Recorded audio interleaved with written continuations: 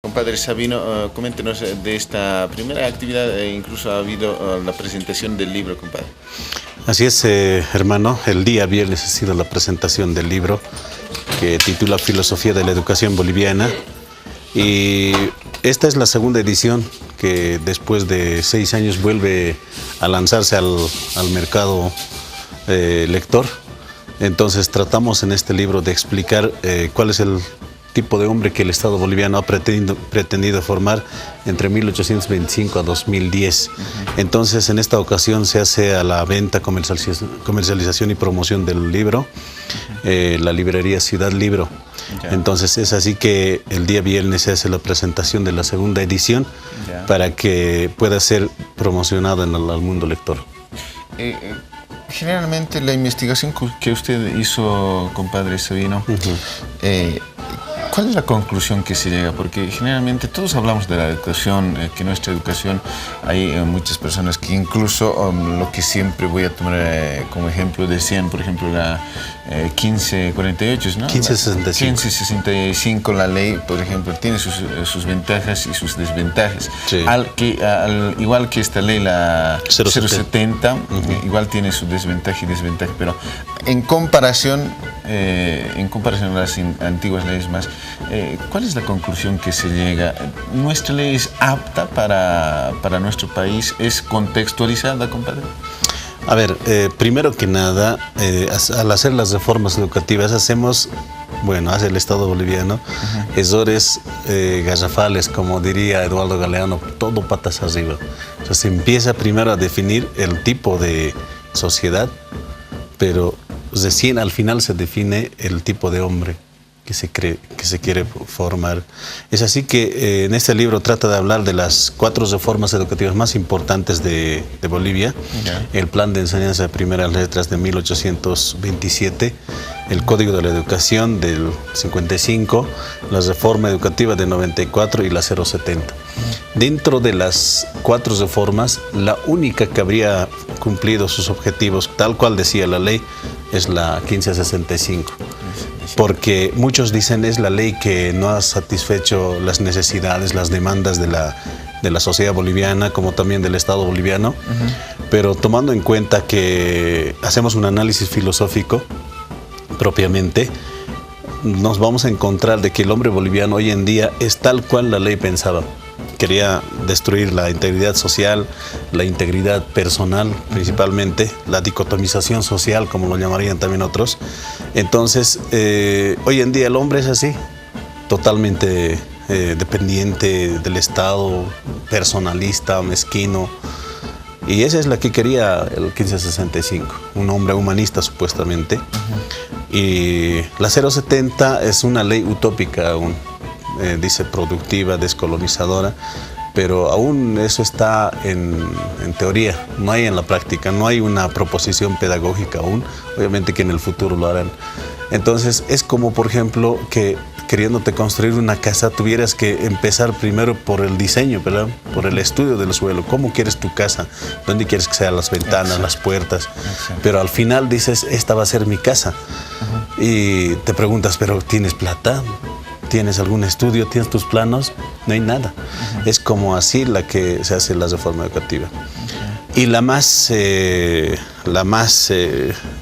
crítica, o sea, la más problemática, por decir así, que vivía en un exilio de Estado, es la de Plan de Enseñanza de Primeras Letras, donde en ese tiempo, 1825 a 27, se define un tipo de educación racista, clasista, donde el indio, tal vez el término no adecuado, pero en ese tiempo así se lo denominaba, vivía en un exilio de Estado, donde para ser ciudadano tú tenías que saber leer y escribir, de lo contrario no lo eras.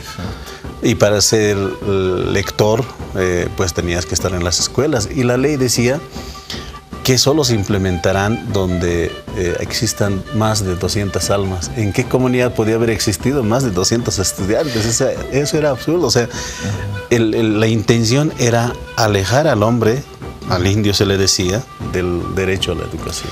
Compadre, ahora, actualmente, como usted decía, simplemente es en teoría, en la ley 070. ¿Esta ley es de acuerdo o acorde a nuestro contexto, compadre? ¿Qué es lo que en verdad necesitamos en cuanto a la educación? ¿Qué es lo que falta, compadre? Porque si decimos que esto está mal, pero también proponemos que está bien. Exacto. Mira, Franz Tamayo se preguntaba en su obra, ¿cuál es el tipo de hombre que queremos? La misma pregunta hacemos aquí. ¿Cuál es el tipo de hombre? De ahí tenemos que partir. ¿Queremos que sea un zapatero, un borracho, un abogado, un médico? ¿Qué queremos que sea? Esa es la primera pregunta que debía ser. Definir el tipo de hombre. O el tipo de jaque en Aymara, ¿no? Entonces, a partir de ahí, entenderemos en su diversidad cultural el Estado boliviano. Si definimos cuál es el tipo de hombre que queremos, vamos a definir el tipo de sociedad. Entonces, hoy en día la educación, la 070, supuestamente es una explicación teórica de lo que fue en la escuela Illo de Barizata. Ideológicamente está bien, súper. Esa es la que reivindica de las mayorías nacionales. Sin embargo, la escuela Illo de Barizata tampoco es un proyecto nuestro, ¿no?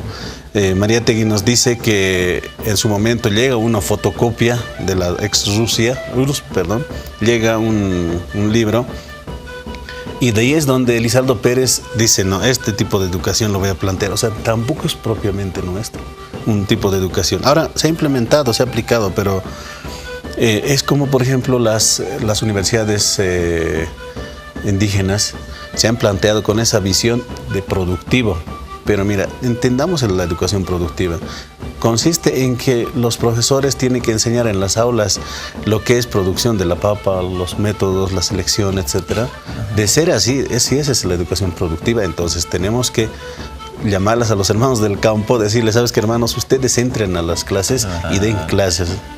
Yo creo que la educación productiva no consiste aún no estamos comprendiendo. Entonces, repito, primero debemos preguntarnos cuál es el tipo de hombre que queremos para el Estado boliviano para definir el tipo de sociedad. Hoy en día tenemos definido el tipo de sociedad, pero aún nos falta definir el tipo de hombre. Interesante, compadre. Y este texto precisamente toca... Totalmente. Eso es, bueno, desde esa visión, ¿verdad? Sí.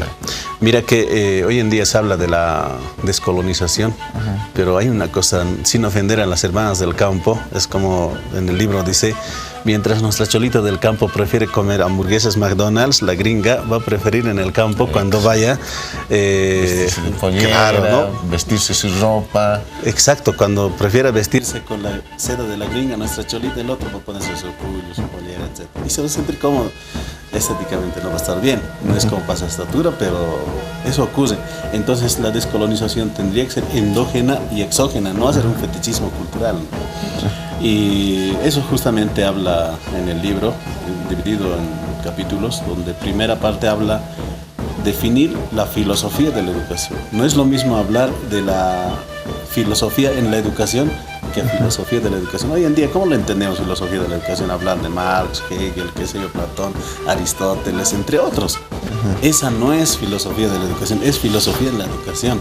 Cuando nosotros debemos hacer un enfoque, un análisis desde el punto de vista pedagógico. Bueno, yo siempre decía, ¿no? Y planteaba, primero debe ser contextualizada según a nuestro entorno, porque como usted decía, ahí directamente como cuando francamente hacemos un plagio, ¿no? De otro país, traemos y listo, imponemos, acá está, pero mientras que nuestra realidad es otra. Muchas gracias, compadre Sabino. ¿Estos textos dónde se pueden adquirir, compadre?